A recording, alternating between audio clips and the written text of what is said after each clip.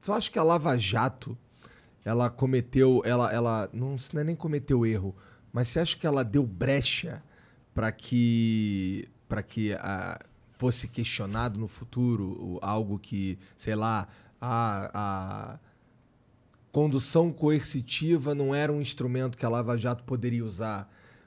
Esse é um bom ponto, porque Ótimo, de claro. várias formas eu vi essa... Sabe o que parece? Assim, um cara leigo como eu. Parece que você estava com muito sangue nos olhos. E eu entendo o sangue nos olhos pra pegar esse cara corrupto, entendeu? Só que talvez nesse sangue nos olhos vocês acabaram... Cometendo uns excessos? Tipo... Eu tô perguntando. Perguntando, exato. Claro. Talvez o Igor mencionou da Condução coercitiva. Exato. Eu vi essa ferramenta sendo usada de modo político, na minha percepção. Como você vê?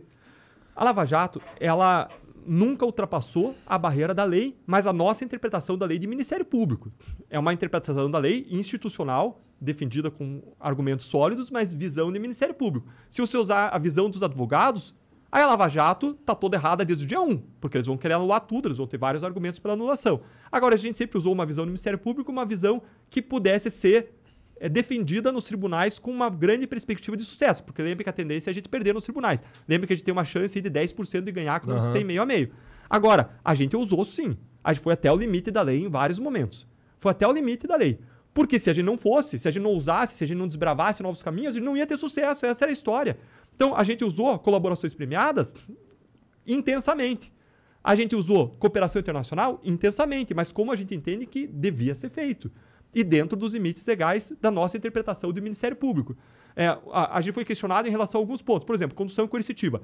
A votação que proibiu condução coercitiva no Supremo Tribunal Federal foi de 6-5. Ou seja, gente, é uma questão razoável. As pessoas discordam, o direito não é matemática. Não é porque o Supremo reverteu o entendimento que está errado. Aliás, eu acho que a gente devia ter feito. Acho que a gente devia ter feito. E fez. E fez em relação a todo mundo. E aí o pessoal reclama da condução coercitiva do Lula, mas não olha para o fato de que essa foi a condução coercitiva número 118, mais ou menos. E os outros todos? A questão não é se a gente fez ou não fez em relação a ele. A questão é, a gente adotou para ele o procedimento padrão da Lava Jato para todos os demais? E a resposta é sim. A gente foi coerente com o nosso modo de atuação, a gente se fundamentou em fatos e provas e na lei, e a resposta é sim. Esse é o ponto. A gente tem que ser coerente e a gente tem que ter uma visão admissível, defensível dentro da lei. Uma visão do Ministério Público, não uma visão de defesa, né? Sim, entendi. Faz sentido.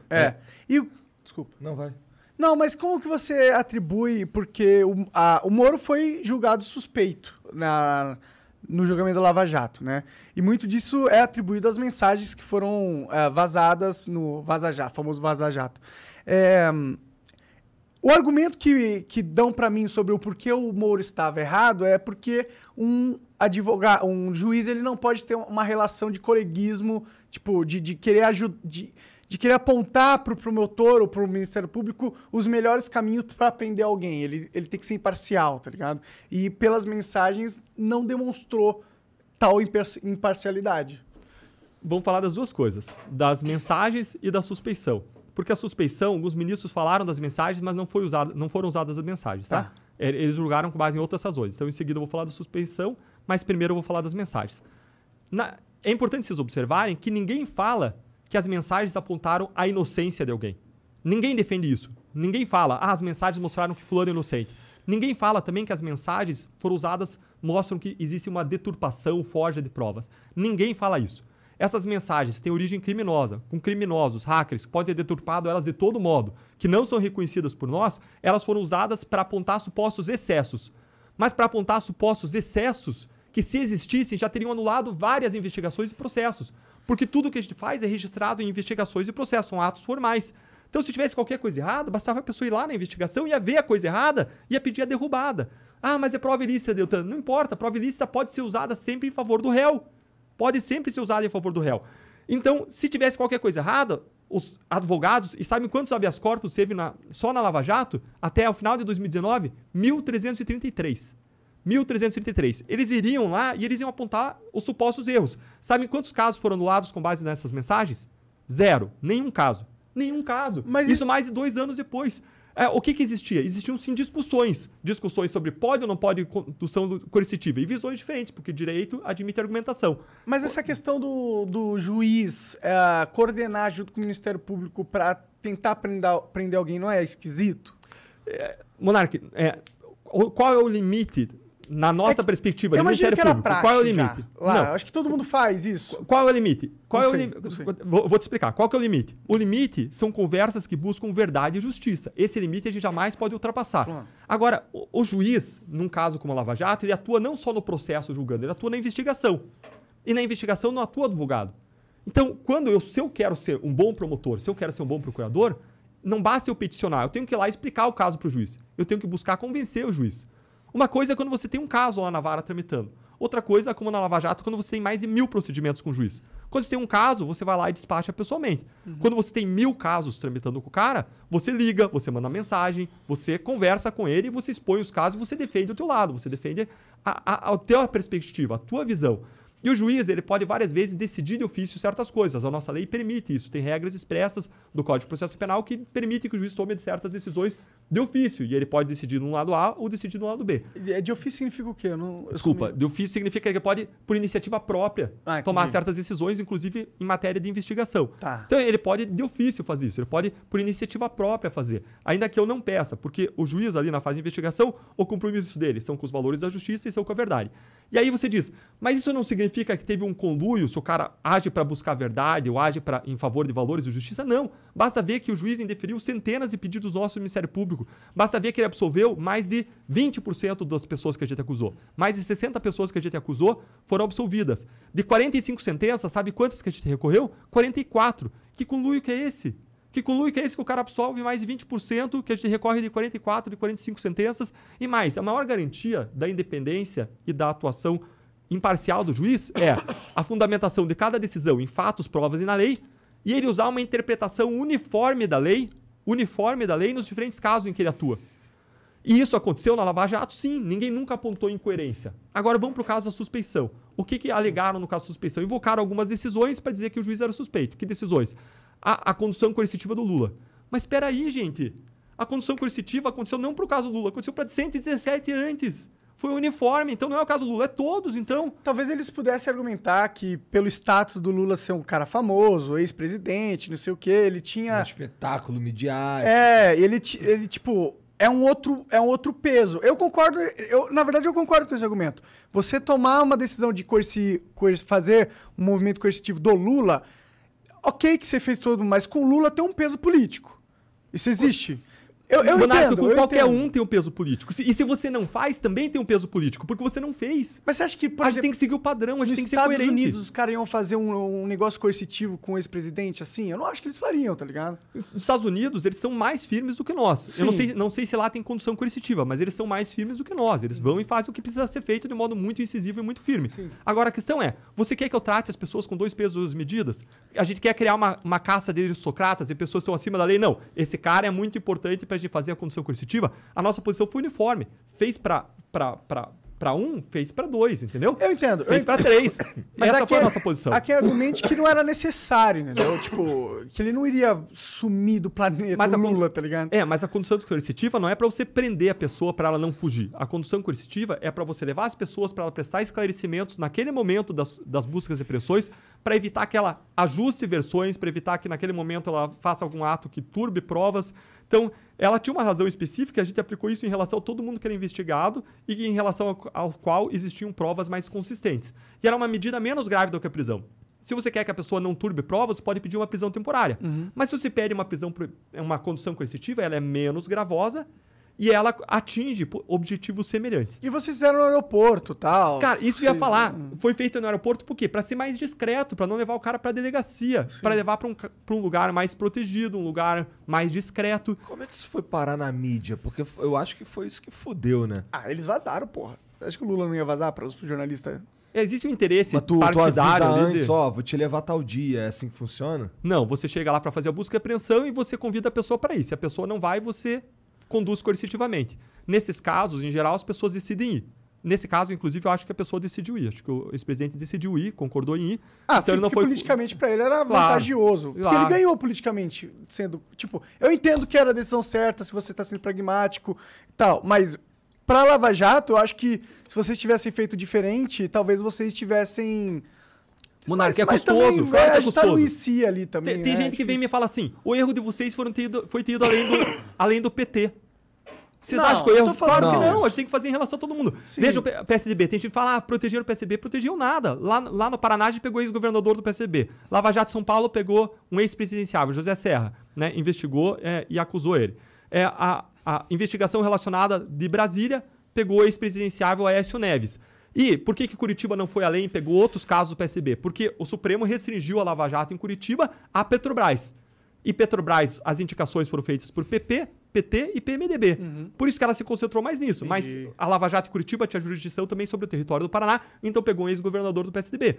E há várias empreiteiras que colaboraram, apontaram várias pessoas do PSDB. Agora, essas investigações foram espalhadas pelo Supremo para o país. E aí o pessoal fica olhando se a gente fez ou não condução coercitiva, em vez de reclamar de todos os outros lugares que não aconteceu em nada. Não deu em nada. Sim. O Supremo que não deu em nada até agora. Tem 2 réus condenados e um morreu. Sim. Então, você tem todos os outros estados que receberam investigações da Lava Jato e não deu certo por quê? Má vontade? Não, porque o ambiente é árido. Você planta a semente e ela é seca, ela morre com o sol, não tem chuva, não tem água.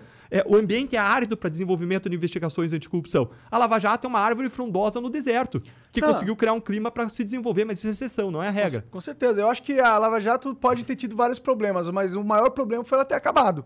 Eu concordo. Esse foi o maior problema. Concordo. Ela tem que ser uma política de Estado, casos como a Lava Jato. Sim. E aí, como é que foi decidida a suspeição do Moro? Com base na condução coercitiva, com base no fato de que foi divulgado aquele áudio entre ele e a ex-presidente Dilma. Agora, de novo, foi o padrão da Lava Jato? Você pode até questionar nosso padrão. Mas o padrão da Lava Jato era, uma vez encerradas as medidas que precisavam ficar em sigilo, você cumpriu a busca e apreensão, você dá publicidade para aquilo. Até para você submeter o escrutínio. Não teve caso mais público do que a Lava Jato. Veja agora, Gilmar Mendes suspendeu o caso envolvendo Arthur Lira, ação de improbidade. Está sob sigilo. Gente, qual que é a razão para estar sob sigilo? Não é coisa da vida privada. É investigação de desvio de dinheiro, de corrupção, o que for, é improbidade administrativa. Isso tem que ser público. Eu quero saber. Eu quero poder debater publicamente. Deve ou não deve ficar em sigilo? A Lava Jato sempre fez e submeteu o escrutínio, deixou público. E o padrão foi a publicidade. E se aquele diálogo foi deixado público, é porque sempre que você encerrava uma medida, se tornava pública. Então, você pode questionar o nosso padrão, mas você não pode dizer que a gente agiu de modo incoerente ou que a gente isolou alguém ou deu um tratamento diferenciado. Não, com certeza eu não digo isso. Eu só acho que, se eu pudesse ser crítico aqui, sem querer ser chato, mas é que, tipo, eu acho que vocês tomaram uma posição política que fudeu vocês, tá ligado? Por exemplo, aquela questão de soltar umas ligações da Dilma com o Lula e tal. Tipo, essas coisas... Parecia que vocês estavam querendo jogar junto com a mídia, de certa forma, entendeu? Para ganhar o público para vocês, porque se sentiam ameaçados, porque vocês estavam investigando pessoas importantes e muito poderosas, entendeu? Só que eu acho que para os seus inimigos, você deu munição para eles falarem e apontarem, ó, esse cara ele não tá sendo imparcial, ele tá fazendo um julgamento político, ele tá julgando antes de ter o julgamento, tá ligado? E quando essas decisões de vazar essa ligação, talvez um negócio... Vazar não, da publicidade. Da publicidade. Da publicidade, essas coisas, eu percebo que são movimentos políticos. E eu acho que pra quem já não era muito com a cara de vocês, entendeu? Ajuda eles a fomentar uma mentalidade contra. Monarca, acho que você está confundindo 2 coisas. Uma coisa é o movimento ter motivação política e outra coisa é ele ter efeitos políticos. Tudo que a gente faz em relação ao político tem efeitos políticos, porque vai ser usado pelo adversário. E aí que tá, se você não faz, você também está tomando uma decisão que tem efeitos políticos. Então, quando a gente está diante da decisão de fazer ou não fazer, digamos que você tem uma busca e apreensão madura para você fazer em relação a um candidato antes das eleições. Se você faz, vai ter efeitos políticos. Mas, meu amigo, se você não faz, também vai ter efeitos políticos. Qual é a decisão certa? É fazer, é seguir o padrão, é ser coerente. A nossa decisão foi o quê? Vamos ser coerente e vamos agir como a gente age em relação a todo mundo. E aí ninguém vai nos cobrar por incoerência, ninguém vai dizer que a gente está beneficiando ou prejudicando, porque se você faz, de novo, você, entre aspas, prejudica, e se você não faz, entre aspas, você beneficia. Mas a questão é você aplicar a lei de modo igual a como você aplicou em relação a todo mundo. Então, você tem que distinguir efeitos políticos e motivação política. Nossa motivação sempre foi legal, jurídica, embasada nos fatos, nas provas e na lei. Agora, os efeitos políticos sempre tem. E tudo que a gente produz nesse ambiente intoxicado da política é usado como se fosse uma pedra por um adversário para atirar no outro, politicamente. Agora, a gente não é responsável pelos efeitos políticos. E você tocou num segundo ponto bem importante, só para completar. Um segundo ponto bem importante. Várias vezes vocês buscaram o apoio da opinião pública. A gente buscou sim, porque se a gente não tivesse buscado, meu amigo, não tinha existido o Lava Jato, tinha parado lá no ano 1. Então, a gente buscava, sim, o apoio da opinião pública, a gente dava publicidade, a gente achava que a sociedade merecia saber, merecia vir à luz. Tem um juiz norte-americano que fala que a luz do sol é o melhor desinfetante contra a corrupção. Então, a gente seguiu esses princípios e, mais uma vez, a gente pode ter errado em algum momento? Cara, a Lava Jato pode ter errado, mas se errou fazendo aquilo, a nossa interpretação da lei, com a melhor das intenções e porque a gente desbravou. Sempre que você for desbravar qualquer área, você está fazendo uma coisa que ninguém fez até hoje. Vocês estão fazendo um programa. Vocês não erraram em nada? Vocês não podiam ter feito melhor em nada? Cara, a gente podia ter feito melhor várias vezes. E certamente a gente errou várias vezes, não no sentido de ilegalidade, mas no sentido de fazer melhor, pior. Não com a intenção de errar, né? Exatamente porque ninguém fez antes de nós. Se eu tivesse visto alguém fazer, meu amigo, ia ter aprendido com o erro deles. Mas o que aconteceu é que a gente aprendeu com os nossos próprios erros. Então, é um aprendizado, é um caminho. A gente está desbravando e isso a gente está construindo um chão para outras pessoas, façam melhor do que nós. Mas hoje a gente não está vendo isso, por quê? Porque o sistema está impedindo, o sistema está reagindo. E aí, eles pegam essas discussões sobre condução coercitiva e falam excessos, que escândalo. Gente, escândalo não é isso. Escândalo é um não resultado. É não recuperar o dinheiro desviado. É todos os outros casos meus que acabaram em impunidade e de todos os colegas do Brasil acabarem em impunidade. Escândalo é o Supremo, de novo, não afastar os poderosos que praticaram corrupção da vida pública e permitir a sua perpetuação no poder e gerar esse ciclo da corrupção lá em cima em Brasília. Enquanto a gente não tiver um judiciário que funcione, um Supremo Tribunal Federal que funcione contra a corrupção no Brasil vai ser ainda sistêmica no meio político em Brasília.